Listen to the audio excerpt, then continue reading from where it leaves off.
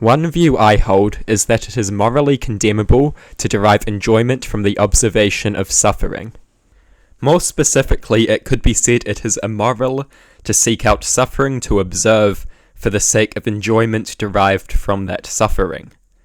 This moral idea is fundamentally rooted in something I have talked about before called rational empathy.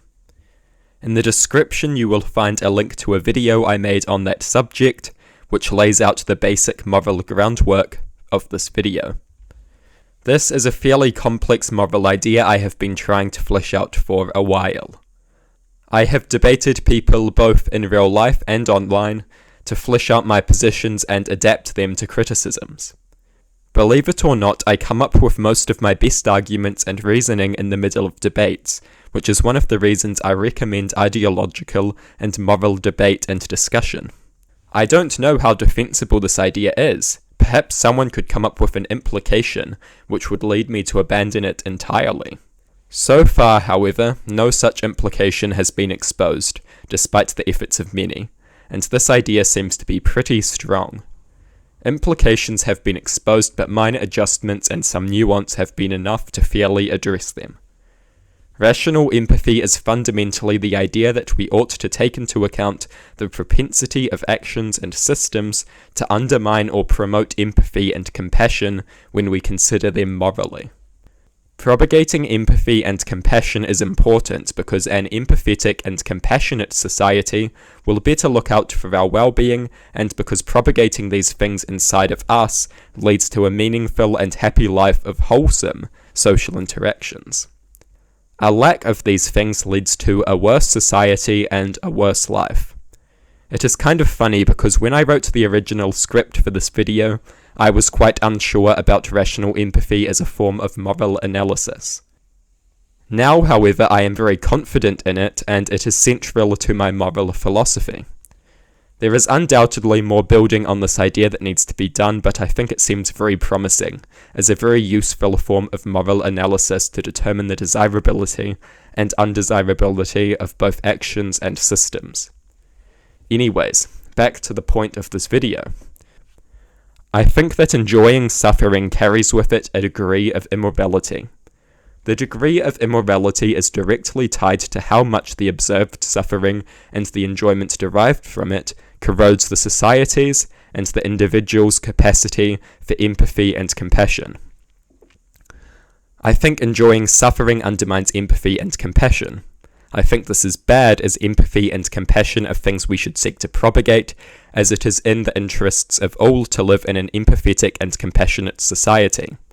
Furthermore, by propagating, protecting, and maximizing empathy and compassion within ourselves, we aid ourselves in having more meaningful and wholesome social interactions and happier lives. These are good things to propagate in the society and in ourselves.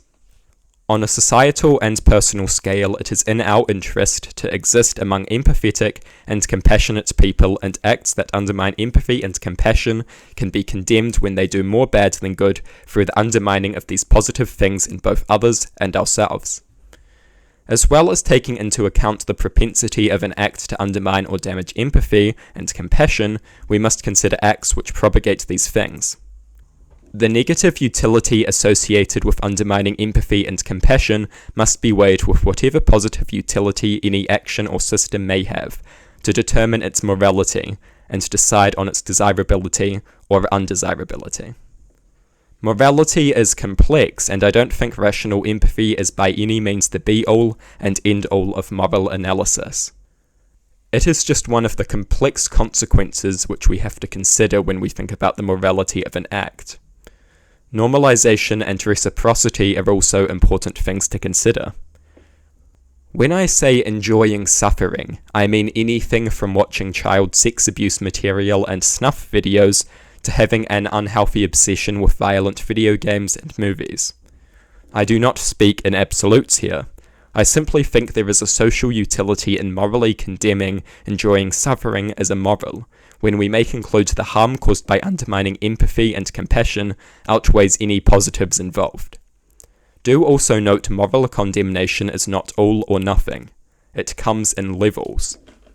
The moral condemnation someone gets for deriving enjoyment from suffering and seeking out suffering for the sake of deriving enjoyment from it will vary from case to case, depending on the propensity of the example to undermine empathy and compassion and therefore cause harm to both the individual and the society.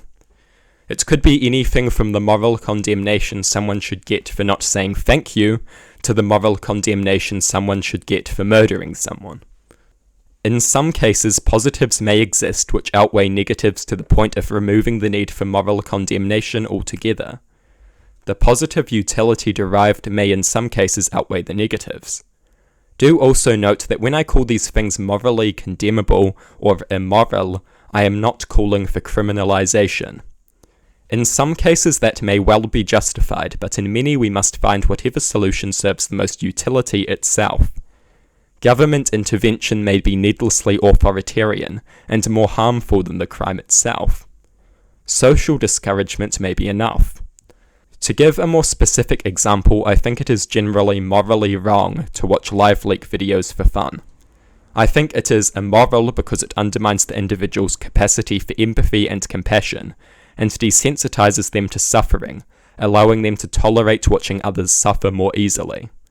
Watching such things corrodes empathy and compassion in the individual. This should be discouraged because it will harm both the individual and the larger society by depriving them of these positive things. According to reciprocity, when we commit an act, we endorse the idea that it is acceptable for someone else to do the same, meaning we are essentially endorsing the undermining of empathy and compassion on a more societal level. It also undermines reciprocity to some extent, and most certainly normalizes violence and cruelty. These are other factors which are far from insignificant. This is bad, and the decision leading to it should be morally discouraged, as the implications and consequences of this worsen society. A society which is less empathetic and compassionate is a worse society for everyone. It is good for you and everyone else to live in an empathetic and compassionate society, and therefore our moral systems should take into account the value of encouraging these desirable things, which lead to a better society for everyone, as people are more caring and kinder to one another, and have more wholesome interactions, you could say. Empathy and compassion are things with great potential for positive utility, and they should be propagated for that reason. They improve lives, and propagating them is therefore desirable. Undermining them should in many cases be labelled immoral and discouraged. You can be moral without empathy and compassion, but empathy and compassion are things which undeniably lead to less tolerance for others' suffering, more kindness, and a better society. They also lead to you being able to have more solid and meaningful social interactions than some compassion and empathy deprived person would be able to. Undermining empathy and compassion is bad, and choosing to engage in activities that undermine empathy and compassion is often immoral. Taking enjoyment in suffering is one such activity that falls into this category. The undermining of empathy and compassion is one negative thing which should always be considered when we talk about people observing, and worse, enjoying suffering. Not only should these things be considered when we talk about moral questions related to observing and enjoying suffering, they should be considered when we think about any moral question. I think propagating empathy and compassion is very important, and should be a foundational concern of our morality. When we consider the morality of an act or system, we should think about its consequences on the promotion and propagation of desirable emotions and behavior. Some people differentiate empathy and compassion and deem compassion superior. This is interesting and something which could perhaps be the next step of this form of moral analysis. This form of moral analysis is far from perfect and complete, but I think it is certainly a solid form of moral analysis with a lot of potential, and through rational inquiry we can make it the strong and sturdy moral system which it has the potential to be.